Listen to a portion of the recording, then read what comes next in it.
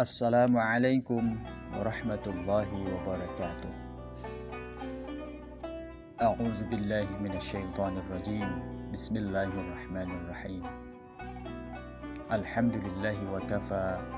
Wassalatu wassalamu ala rasulihil mustafa wa ala alihi wa sahbihi wa man ihtada amma ba'd.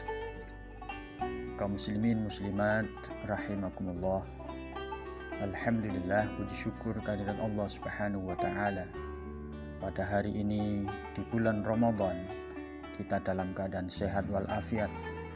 Salawat dan salam semoga senantiasa terlimpah kepada Rasulullah Muhammad sallallahu alaihi wasallam, yang mudah-mudahan kita selalu istiqomah menjadikan beliau sebagai teladan hidup kita, sehingga kita akan mendapat syafaatnya fit dini wa dunya wal akhirah. Amin Allahumma amin. Di hari Ramadan yang penuh berkah ini, izinkan kami menyampaikan materi siraman rohani menjelang buka puasa dengan tema 4 amalan yang sulit, di mana 4 amalan ini merupakan nasihat sahabat Ali bin Abi Thalib radhiyallahu an yang ada dalam kitab Nasaihul Ibad, yang merupakan karya ulama besar dari Indonesia, beliau Syekh Nawawi Al-Bantani. Kaum muslimin muslimat rahimakumullah, kita telah dapat menjumpai kembali bulan Ramadan tahun 1442 Hijriah ini, merupakan suatu anugerah dan kenikmatan yang luar biasa yang wajib kita syukuri. Kita mensyukuri nikmat tidak hanya cukup dengan lisan kita, dengan mengucapkan alhamdulillah saja, itu tidak cukup. Tidak cukup juga dengan hanya hati, namun juga harus direalisasikan dengan perbuatan. Syukur dalam perbuatan yang diwujudkan dalam perbuatan-perbuatan yang nyata di tengah bulan Ramadan yang penuh berkah ini. Salah satu wujud nyata mensyukuri nikmat bahwa kita bisa kembali menjumpai bulan Ramadan ini, kami mengajak kepada diri saya pribadi khususnya dan kepada kaum muslimin muslimat dimanapun berada, mari kita bersama-sama untuk senantiasa bermuhasabah, mengevaluasi diri kita agar puasa tahun ini dan pasca puasa Ramadan tahun ini, semoga kita menjadi manusia yang lebih baik. Untuk itu, salah satu ikhtiar agar kita menjadi manusia yang lebih baik, mari kita bersama-sama belajar, mempelajari nasihat sahabat Ali bin Abi Thalib radhiyallahu an sebagai berikut.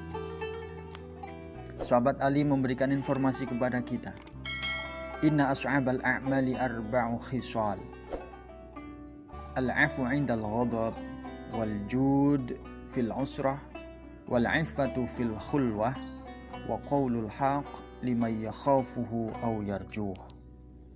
Yang artinya, amalan yang paling sulit untuk diamalkan itu ada 4, yaitu 1. Memberi maaf ketika marah. Yang kedua, bermurah hati ketika sulit.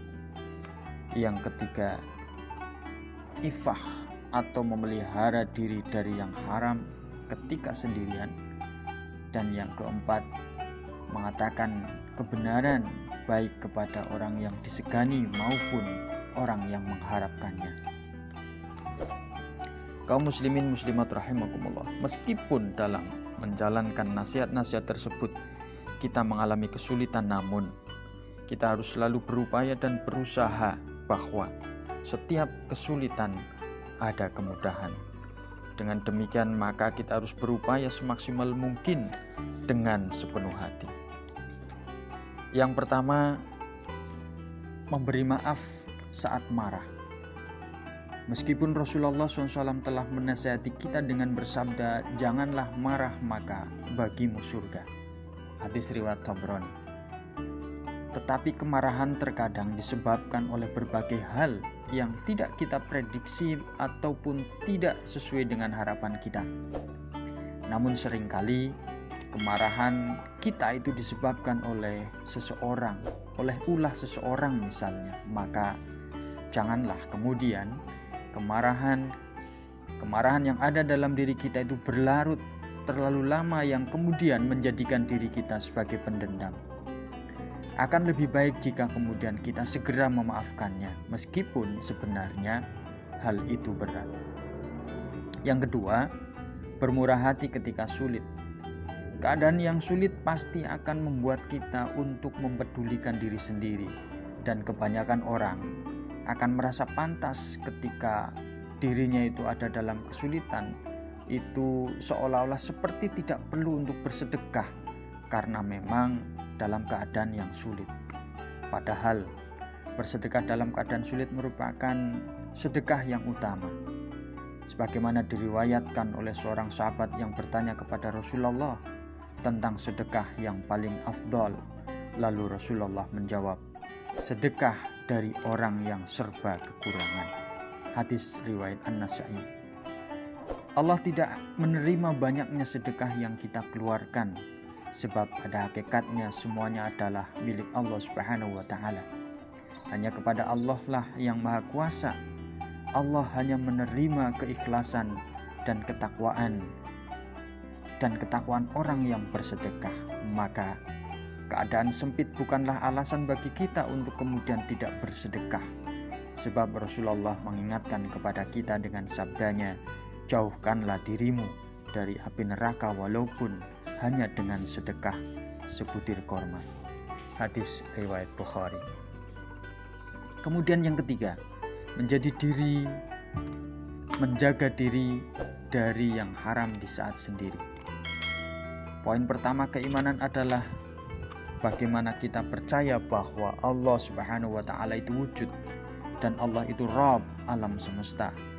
Dan juga percaya bahwa Allah itu memiliki nama-namanya yang 99 itu.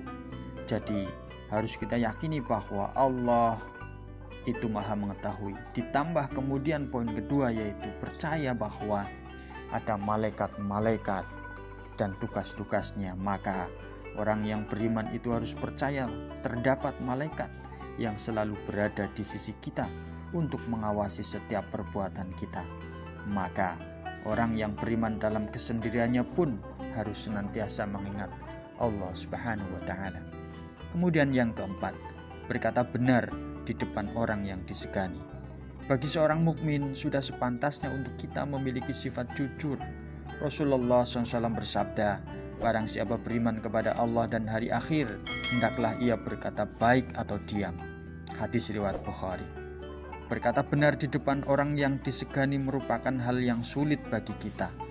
Namun bisa kita lakukan jika kita menjadikan Allah sebagai satu-satunya zat yang kita takuti dan meyakini bahwa dengan diamnya diri kita menyimpan kebenaran sama saja dengan mendukung kemungkaran dan siksa Allah itu akan lebih pedih. Na'udzubillah. Akhirul kalam, demikian yang dapat kami sampaikan, semoga bermanfaat untuk kita semua. Apabila ada kebenaran, itu datang dari Allah Subhanahu wa Ta'ala, dan apabila ada kesalahan dan kekurangan, itu karena kebodohan kami pribadi. Jangan lupa berdoa ketika akan berbuka puasa. Terima kasih para pendengar semua. Semoga Allah menerima puasa kita.